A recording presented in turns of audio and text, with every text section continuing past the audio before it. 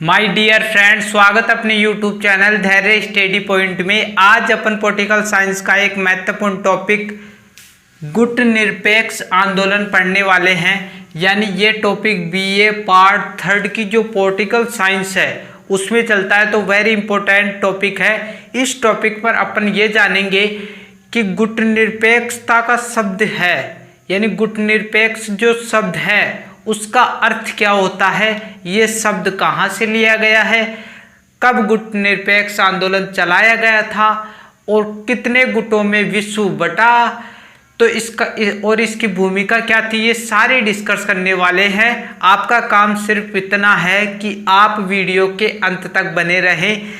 तो स्टार्ट करते हैं। सबसे पहले अपन ये जानेंगे कि जो गुट निरपेक्षता का अर्थ क्या है। मीनिंग ऑफ नॉन अलाइनमेंट, यानी नॉन अलाइनमेंट का मतलब गुट निरपेक्षता, ऑफ का मतलब का और मीनिंग का मतलब अर्थ। मीनिंग ऑफ नॉन अलाइनमेंट, गुट निरपेक्षता का अर्थ। तो सबसे पहले अपन कोई भी यदि शब्द देखते हैं तो उसके टुकड़े कर लिया करो, संधि कर लिया करो हिंदी में। उस यानी कोई भी शब्द होता है उसका अर्थ सही तरीके से समझ में आ जाता है जब अपन कोई चीज़ के टुकड़े करते हैं। तो ये जो शब्द है इसके दो टुकड़े कर लिए हमने, गुट प्लस निरपेक्षता। ठीक है, गुट प्लस निरपेक्षता।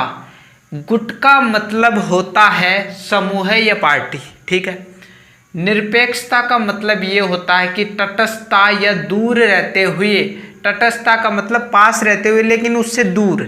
ठीक है, और दूर रहते हुए इसका अर्थ है। ठीक है, तटस्थता या दूर रहते हुए निरपेक्षता का अर्थ है। इन दोनों को जोड़कर अपन लिखेंगे अर्थात समूहों से दूर रहते हुए, समूहों से बिल्कुल दूर रहते हुए, इसका सीधा सा अर्थ है। गुट निरपेक्षता का अर्थ सीधा सा समूहों से दूर रहते हुए। आपको मैं ये और बता दूं कि जो ये गुट निरपेक्षता है इसको अपन क्या एक शब्द और चलता है इसके लिए, नेम, यानी नाम। नाम एक शब्द और चलता है। गुट निरपेक्षता के लिए एक शब्द और चलता है, नाम। नाम कोई गुट निरपेक्षता बोलते हैं, गुट निरपेक्षता कोई नाम बोलते हैं। आपको एक अलग जगह नाम भी देखने को मिलेगा, तो आप समझ जाना कि नाम का मतलब ही गुट निरपेक्षता है। इसके लिए ये शब्द यूज में लिया जाता है। ठीक है, इसके आगे बढ़ते हैं परिभाषा। ठीक है, परिभाषा डेफिनेशन अपन जानेंगे इसकी कि परिभाषा क्या है। यानी गुटों की राजनीति से दूर रहते हुए, सबसे पहले ये जो यहाँ पर कोमा लगा हुआ है इतने का अर्थ जानो। यानी गुटों की राजनीति से दूर रहते हुए कोई भी गुट है उसमें शामिल न होना, न होकर उस गुट से बिल्कुल ही दूर रहना। जैसे मान लो विश्व में दो गुट हैं, ए और बी। ए और बी नाम के दो गुट हैं, इनकी अलग अलग राजनीति होगी, अलग अलग व्यवहार होगा। इसीलिए हम इस गुट में शामिल हो या न हो हमारे ऊपर निर्भर करता है। ठीक है, मैं तो ये उदाहरण के तौर पर समझा रहा हूँ, आपको आगे बताऊंगा कि विश्व कितने गुटों में बटा था और ये गुट कौन कौन से थे। सिर्फ यहाँ पर उदाहरण लेके समझा रहा हूँ, इस परिभाषा को फिर आगे अपन देखेंगे। ठीक है, तो गुटों की राजनीति से दूर रहते हुए, यानी ये दोनों गुट है, इनकी राजनीति अलग होगी, विचारधारा अलग होगी, तो इनसे दूर रहना, शामिल नहीं होना, सिर्फ दूर रहना। यहाँ तक आपको समझ में आ गया हो। ठीक है, सैनिक संधि न करते हुए, यहाँ तक इसका अर्थ समझेंगे। सैनिक संधि न करते हुए इन दोनों से, ए से भी सैनिक संधि न करे, बी से भी सैनिक संधि न करे, सैनिक संबंधित कोई भी संधि न करे, इनसे दूर रहे। ठीक है, अपने राष्ट्रीय हितों की पूर्ति के लिए मैत्रीपूर्ण संबंध स्थापित करते हुए, इस चीज का अर्थ समझना आप, इस चीज का कि राष्ट्रीय हितों की पूर्ति के लिए मैत्रीपूर्ण संबंध स्थापित करना। यानी अपने जो राष्ट्र है उसके हित के लिए, उसके लाभ के लिए सिर्फ इन दोनों से मैत्रीपूर्ण संबंध स्थापित करना, लेकिन शामिल न होना, बस इनसे मैत्रीपूर्ण संबंध स्थापित करना। मैत्रीपूर्ण संबंध स्थापित इसलिए कर रहे हैं यहाँ पर क्योंकि राष्ट्रीय हितों के लाभ के लिए अपन कर रहे हैं, न कि किसी गुट में सम्मिलित हो रहे हैं। ठीक है, यहाँ तक समझ में आ गया। तथा स्वतंत्र विदेश नीति का पालन करना है। स्वतंत्र विदेश नीति यानी हम स्वतंत्र हैं, हम दोनों गुटों में मिले या न मिले हमारी इच्छा पर निर्भर करता है।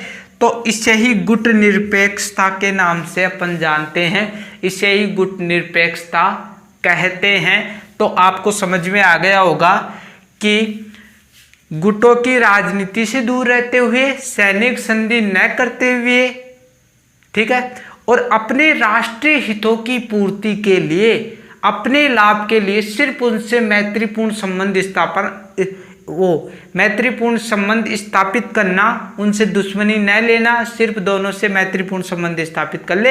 हम दोनों यानी दोनों गुटों से हम दूर नहीं होते, लेकिन दोनों से शत्रुभाव भी नहीं करते, दोनों से बस मैत्रीपूर्ण संबंध स्थापित करेंगे, वो भी राष्ट्रीय हित के लिए। ठीक है, इसे और स्वतंत्र विदेश नीति यानी हम स्वतंत्र हैं, हम कुछ भी कर सकते हैं, हम इसमें शामिल हो या न हो, इसकी परिभाषा ये है। इसके बाद फ्रेंड्स अपन देखेंगे कि गुट निरपेक्ष आंदोलन के प्रमुख कारण, यानी गुट निरपेक्ष आंदोलन क्यों चलाया गया था, क्या स्थिति विश्व में बन गई थी कि गुट निरपेक्ष आंदोलन चलाना पड़ा। गुट निरपेक्षता का मतलब हमने जान लिया, तो चलाने की क्या आवश्यकता पड़ी थी गुट निरपेक्ष आंदोलन को। तो बात है 1945 के बाद की। इस समय सितंबर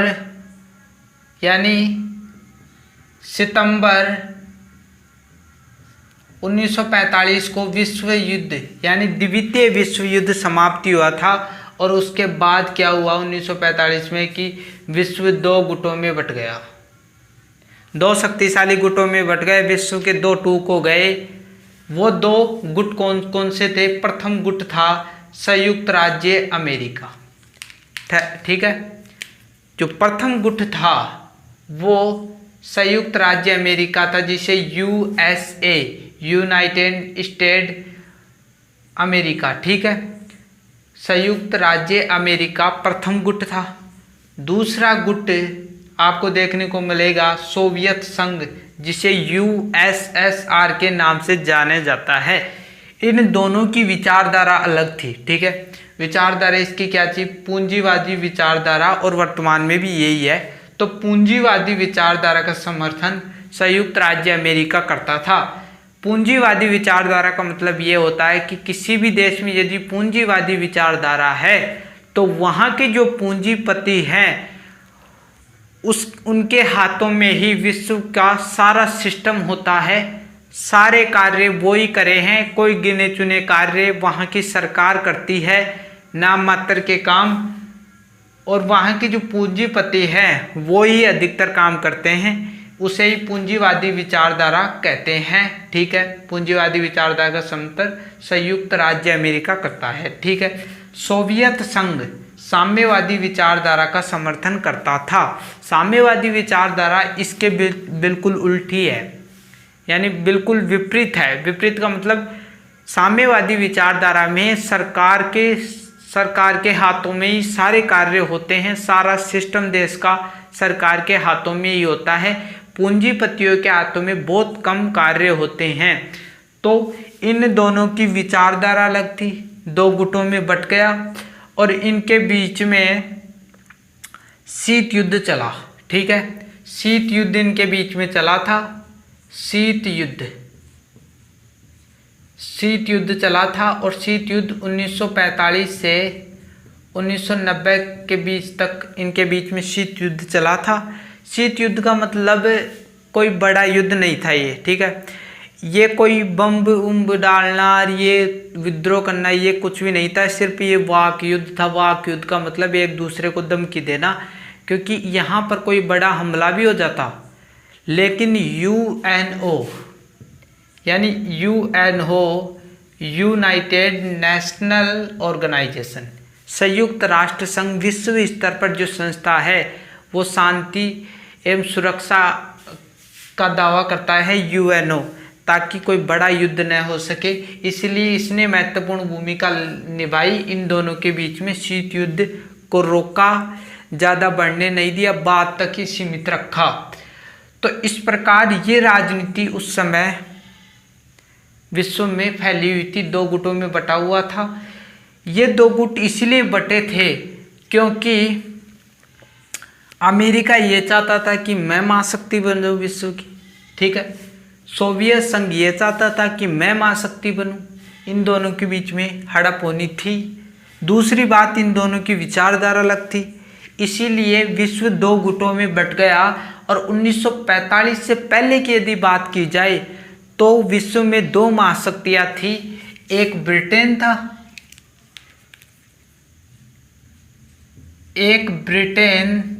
था, और एक आप फ्रांस देख सकते हो, एक फ्रांस था। ब्रिटेन इसलिए था क्योंकि ये एशिया, अफ्रीका और लैटिन अमेरिका के बहुत सारे राष्ट्रों को गुलाम बना रखा था, इसीलिए ब्रिटेन और फ्रांस 1945 के पहले विश्व की महाशक्ति थी, लेकिन 1945 के बाद विश्व की महाशक्ति नहीं रहे ब्रिटेन और फ्रांस, क्योंकि ब्रिटेन और फ्रांस के काफ़ी सारे देश गुलाम थे जो 1945 के बाद में स्वतंत्र हो गए इनसे, क्योंकि ब्रिटेन और फ्रांस द्वितीय विश्व युद्ध में उलझा हुआ था और उनको मौका मिल गया, जिसमें भारत भी एक था। अब एक राजनीति और आई यहाँ पर कि द्वितीय विश्व युद्ध चला, और द्वितीय विश्व युद्ध चलने के बाद ये जो ब्रिटेन था और जो फ्रांस था, इसको क्लियर कर देता हूँ कि दो ध्रुवीय विश्व भी इसको कहा गया इस स्थिति को, क्योंकि दो गुटों में बटा हुआ था, इसी कारण इसको दो ध्रुवीय विश्व भी कहा गया। यदि आपसे क्वेश्चन कर ले कि दो ध्रुवीय विश्व क्या है, तो आप बताओगे कि 1945 के बाद में विश्व दो गुटों में बट गया था, इसलिए विश्व के दो भाग हो गए थे, इसलिए दो ध्रुवीय विश्व इसे कहा जाता है। यहाँ पर मैं बता रहा था कि 1945 के बाद में क्या हुआ कि ब्रिटेन और फ्रांस के जो गुलाम राष्ट्र थे, गुलाम राष्ट्र, ये गुलाम राष्ट्र स्वतंत्र हो गए, स्वतंत्र हो गए, ठीक है। कौन कौन से महाद्वीपों में स्वतंत्र हुए थे, ठीक है। पहला है एशिया, ठीक है, एशिया में, अफ्रीका में, ठीक है, अफ्रीका, और आप देख लो लैटिन अमेरिका, ठीक है, लैटिन अमेरिका,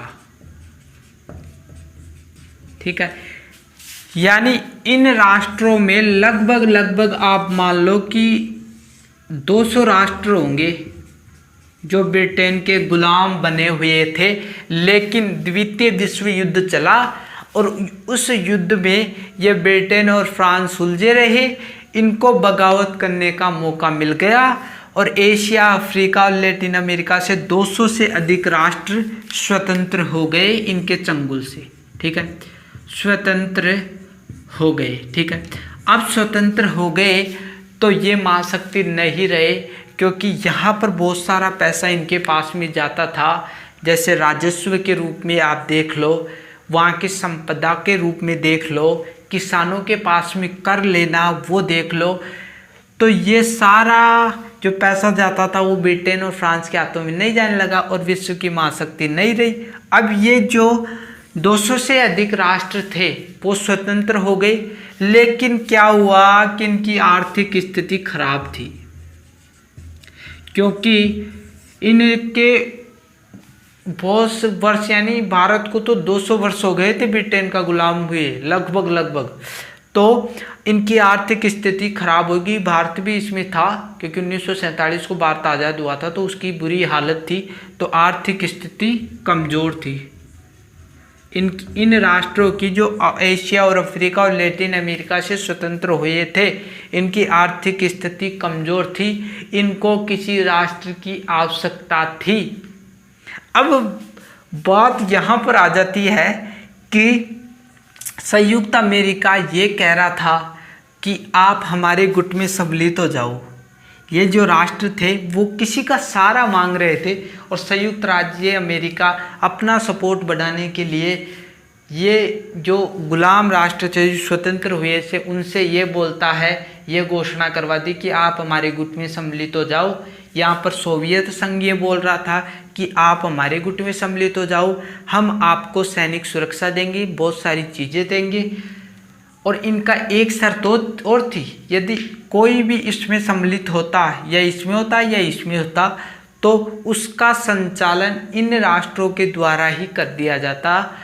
तो बात यह आ गई इनके पास में कि शामिल हो या न हो, पहले तो इनकी गुलामी से मुक्त हुए हैं, यदि इनके पास में जाएंगे तो शायद ये गुलाम हमें बना ले और आखिरकार में संचालन अपने हाथों में ले रहे हैं देश का, तो गुलाम बना सकते हैं, ऑलरेडी बात है।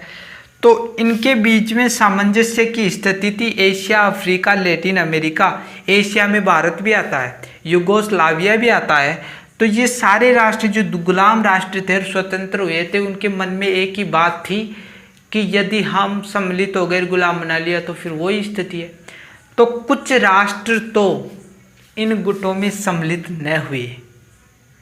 उनको पता था कि यदि मैं अमेरिका में गुट में सम्मिलित हूँगा तो ये बुरा मान जाएगा, इसका शत्रु हो जाऊंगा मैं, ठीक है। यदि सोवियत संघ में सम्मिलित होता हूँ तो अमेरिका बुरा मान जाएगा। इसीलिए कुछ राष्ट्र तो किसी भी गुट में सम्मिलित न हुए और एक आंदोलन चला दिया, गुट निरपेक्षता का आंदोलन, जिसमें वो राष्ट्र थे जो दोनों गुटों में सम्मिलित नहीं हुए, दोनों की राजनीति से बिल्कुल पृथक रहे, यानी उससे ही गुट निरपेक्षता का आंदोलन कहा जाता है। उसके लिए एक सम्मेलन भी आयोजित किया गया था और उस सम्मेलन के द्वारा जो राष्ट्र गुट निरपेक्ष आंदोलन में सम्मिलित नहीं होना चाहते, यानी जो राष्ट्र इन दोनों राष्ट्रों में सम्मिलित नहीं होना चाहते, वो गुट निरपेक्ष आंदोलन का हिस्सा बन सकते हैं। और कुछ राष्ट्र इनमें से या तो इसमें सम्मिलित हो गए या इसमें सम्मिलित हो गए। तो इस प्रकार गुट निरपेक्ष आंदोलन ये था कि जो राष्ट्र इन दोनों में सम्मिलित न होना चाहिए वो हमारे आंदोलन में मिल जाए। भारत भी दोनों से पृथक रहा, लेकिन भारत ने दोनों से मैत्रीपूर्ण संबंध स्थापित किए। दोनों से सम्मिलित तो नहीं हुआ, लेकिन दोनों से संबंध भी नहीं बिगाड़े। और इस आंदोलन को लीड करने के लिए एक सम्मेलन का आयोजित किया गया था। तो फ्रेंड्स, जो राष्ट्र इन दोनों गुटों में सम्मिलित नहीं होना चाहते थे वो एक तरफ हो गए, और जो राष्ट्र सम्मिलित होना चाहते तो वो इनमें सम्मिलित हो गए। जो राष्ट्र इन दोनों में सम्मिलित नहीं हुए उन्होंने गुट निरपेक्ष आंदोलन चलाया। इसके लिए रूपरेखा तैयार करने के लिए बारडूंग में 1955 में एक सम्मेलन हुआ, ठीक है। गुट निरपेक्ष आंदोलन की रूपरेखा तैयार करने के लिए एशिया, अफ्रीका, लैटिन अमेरिका के स्वतंत्र राष्ट्रों ने गुट निरपेक्ष आंदोलन की रूपरेखा तैयार की। यानी गुट निरपेक्ष आंदोलन की रूपरेखा तैयार करने के लिए 1955 में बारडूंग सम्मेलन हुआ। यदि आपको कोई क्वेश्चन पूछ ले कि बताओ गुट निरपेक्ष आंदोलन की रूपरेखा तैयार करने के लिए सर्वप्रथम सम्मेलन कहाँ हुआ था, तो आप बताओगे बारडूंग सम्मेलन। ये कब हुआ था? 1955 में, ठीक है। इसके बाद में रूपरेखा तो इसकी तैयार कर ली गई, लेकिन लीड किसने किया, किन नेताओं ने इसको संभाला, इस आंदोलन को शुरू किया, ठीक है। 1961 में गुट निरपेक्ष आंदोलन का सूत्रपात किया गया। सूत्रपात किसने किया? भारत के उस समय के प्रधानमंत्री थे पंडित जवाहरलाल नेहरू। 1961 की बात चल रही है। भारत से तो पंडित जवाहरलाल नेहरू ने गुट निरपेक्ष आंदोलन का सूत्रपात किया। अब बात यह आ जाए कि भारत में गुट निरपेक्ष आंदोलन किसने चलाया था? तो पंडित जवाहरलाल नेहरू, ठीक है। यूगोस्लाविया में ये एक देश है, ठीक है। वहाँ से मार्शल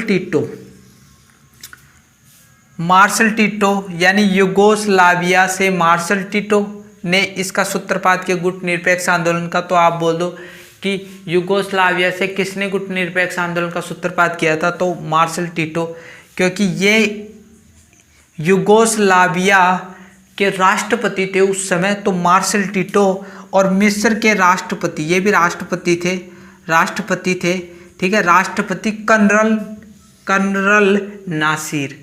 तो इन तीनों ने मिलकर इस गुटनिरपेक्ष आंदोलन का 1961 में सूत्रपात कर दिया और कह दिया कि जो इन दोनों गुटों में सम्मिलित नहीं होना चाहता है वो हमारे आंदोलन में आ जाए, क्योंकि यदि उसमें सम्मिलित होगे तो वापस गुलाम बना लिए जाओगे और पहले ही आप गुलाम ब्रिटेन और फ्रांस के रह चुके हो, अब क्यों सम्मिलित होते हो।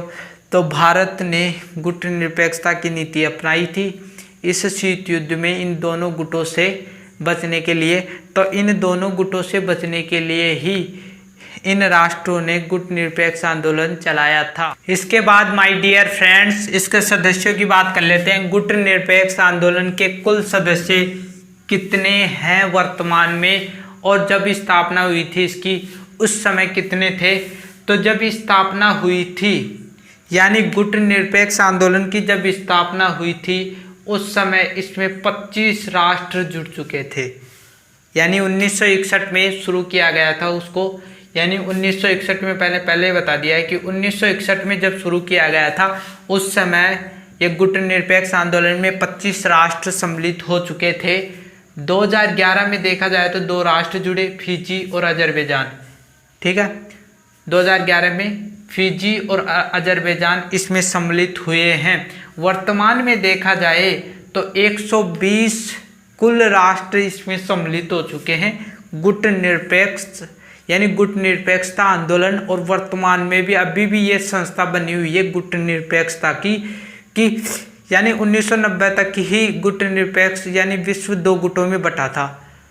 1990 में सोवियत संघ का विघटन हो गया, उसके बाद में एक ही गुट बचा था, संयुक्त राज्य अमेरिका, क्योंकि सोवियत संघ का बिखराव होने से वो हार गया और विश्व की महाशक्ति संयुक्त राज्य अमेरिका ही बचा, एक गुट जिसे एक ध्रुवीय विश्व के नाम से जाना जाता है। और ये गुट है ना, गुटनिरपेक्ष आंदोलन अभी भी बचा हुआ है। यदि विश्व आगे चलकर यदि 2 गुटों में बढ़ता है तो वापिस से गुटनिरपेक्ष आंदोलन चलाया जा सकता है। तो इसमें वर्तमान में 120 राष्ट्र यानी सदस्य राष्ट्र इसमें सम्मिलित हो चुके हैं, जिसमें से 53 राष्ट्र अफ्रीका से, 39 राष्ट्र एशिया से और अन्य ऑस्ट्रेलिया और यूरोप से। या तो इस प्रकार इनका विवरण दे रखा है। ये सारे राष्ट्र वही हैं जो ब्रिटेन और फ्रांस के गुलाम राष्ट्र से 1945 के पहले और बाद में स्वतंत्र हो गए। तो ये सारे राष्ट्र वही हैं। तो फ्रेंड्स, आज के लिए इतना ही, वीडियो ज़्यादा लंबी हो जाएगी। आगे अपन देखेंगे कि क्या गुटनिरपेक्ष प्रासंगिक है या नहीं है, और भी सारी चीज़ें देखने वाले हैं। तो यदि वीडियो अच्छी लगी हो तो लाइक, सब्सक्राइब और कमेंट करना ना भूलें। आपके कमेंट, आपका सब्सक्राइब हमें एक नई दिशा देता है। यदि कुछ गलती है इस वीडियो में तो आप हमें कमेंट के द्वारा भी बता सकते हैं। तो मिलते हैं अगली वीडियो में, तब तक के लिए थैंक यू।